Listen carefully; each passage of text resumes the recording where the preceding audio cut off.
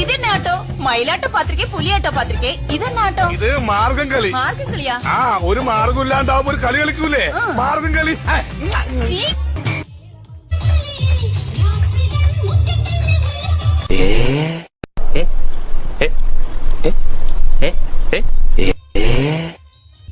ഇതിനിടയ്ക്ക് അങ്ങനെ ഒരു സാധനം ഇറക്കിയോ?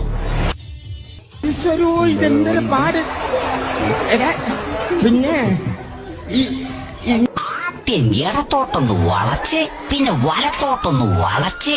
നാഗവല്ലി മനോമണി രാമനാഥൻ തേടും ബാലേ മാണിക്യവാസക മൊഴികൾ നൽകി ദേവി മാണിക്യവാസക.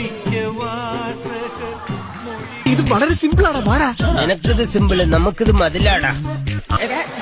പിന്നെ ഇങ്ങനെയൊന്നും അല്ലടാ.